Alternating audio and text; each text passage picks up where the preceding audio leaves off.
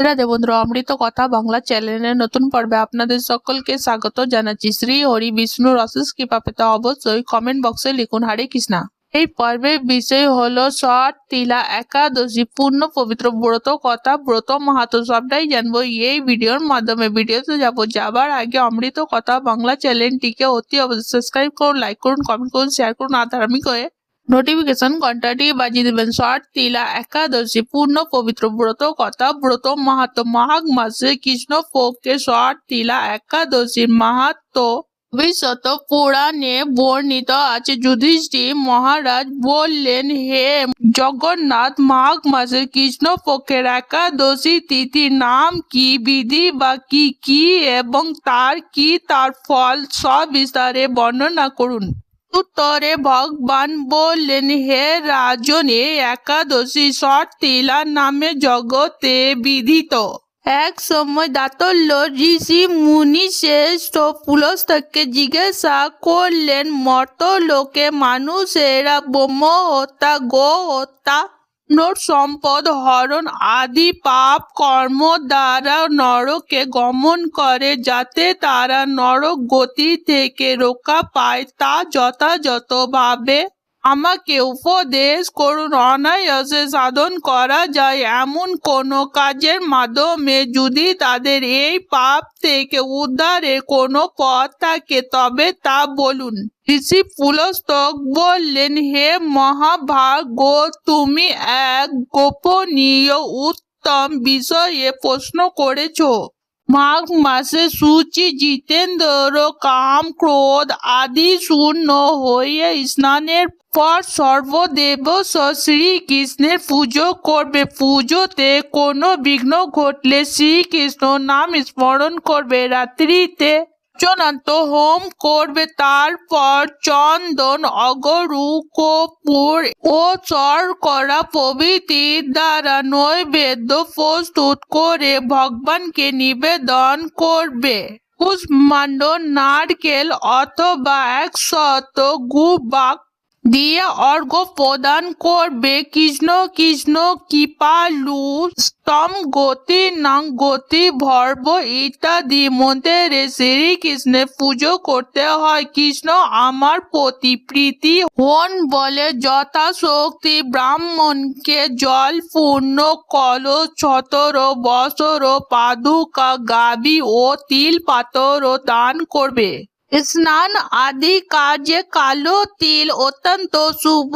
হে দ্বিজতম, ওই প্রাপ্ত তিল থেকে পুনরায় যে তিল উৎপন্ন হয় তত্ত্ববচর দানকারী স্বর্গলোকে বাস করে। তিল দ্বারা স্নান, তিল শরীরে ধারণ, তিল জলে মিশিয়ে তা দিয়ে তর্পণ, তিল ভোজন এবং তিল দান, এই 6 প্রকার বিধানে সর্বপাপ বিনষ্ট হয়ে থাকে।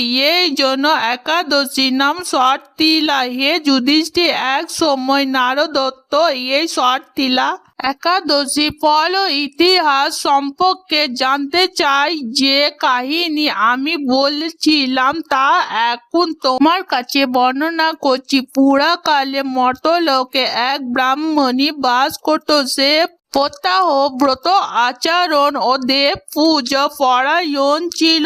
উপবাস ক্রমে তার শরীর অত্যন্ত ক্ষীণ হয়ে গেছিল।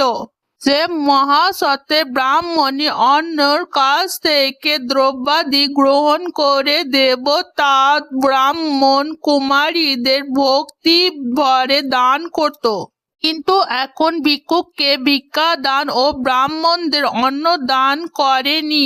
এইভাবে বহু বছর অতিক্রান্ত হলো। আমি চিন্তা করলাম, কষ্টসাধ্য বিভিন্ন ব্রত করার ফলে এই ব্রাহ্মণীর শরীর শুকিয়ে গেছে। সে যথাযথভাবে বৈষ্ণবদের অর্জন করেছে, কিন্তু তাদের পরিতৃপ্তির জন্য কখনো অন্ন দান করেনি। তাই আমি একদিন কাপালিক রূপ ধারণ করে তামার পাত্র হাতে নিয়ে তার কাছে গিয়ে ভিক্ষা প্রার্থনা করল। ব্রাহ্মণী বলল, হে ব্রাহ্মণ, তুমি কোথা থেকে এসেছো? কোথায় যাবে তা আমাকে বলো। আমি বললাম, হে সুন্দরী, আমাকে ভিক্ষা দাও। তখন সে ক্রুদ্ধ হয়ে আমার পাতেরে একটি মাটির ঢেলা নিক্ষেপ করলো। তারপর আমি সেখান থেকে চলে গেলাম। বহুকাল পরে সেই ব্রত প্রভাবে সশরীরে স্বর্গে গমন করলো। মাটির ঢেলা দানের ফলে একটি মনোরম গৃহ সে প্রাপ্ত হলো। কিন্তু হে নারদ, সেখানে কোনো ধান ও চাল কিছুই ছিল না। গৃহ শূন্য দেখে মহাক্রোধে সে আমার কাছে এসে বলল, আমি ব্রত কুচ্ছ সাধন ও উপবাসের মাধ্যমে নারায়ণের আরাধনা করেছি। এখন হে জনার্দন, আমার গৃহে কিছুই দেখছি না কেন? হে নারদ, তখন আমি তাকে বললাম, তুমি নিজে গৃহে দরজা বন্ধ করে বসে থাকো। মর্তলোকে মানবিক সশরীরে স্বর্গে এসেছো শুনে দেবতাদের পত্নী তোমাকে দেখতে আসবে, কিন্তু তুমি দরজা খুলবে না। তুমি তাদের কাছে ষটতিলা ব্রতের পূর্ণ ফল প্রার্থনা করবে। যদি তারা সেই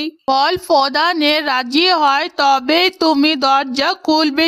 এরপর দেব পত্নীরা সেখানে এসে তার দর্শন প্রার্থনা করলো। তবে তাদের মধ্যে এক দেব পত্নী তার ষটতিলা ব্রত জনিত পূর্ণ ফল তাকে প্রদান করলো। তখন সে ব্রাহ্মণী দিব্যকান্ত বৈশিষ্ট্য হলো এবং তার গৃহ ধন্যে ধান্যে ভরে গেল। দ্বার উদ্ঘাটন করলে দেব পত্নী তাকে দর্শন করে বিস্মিত হলেন। হে নারদ, অতিরিক্ত বিষয় বাসনা করা উচিত নয়। বিত্ত স্বার্থ ও অকর্তব্য নিজ সাধ্য মতো তিল বস্ত্র অন্ন দান করবে। ষটতিলা ব্রতের প্রভাবে দরিদ্রতা, শারীরিক কষ্ট, দুর্ভাগ্য প্রভৃতি বিনষ্ট হয়।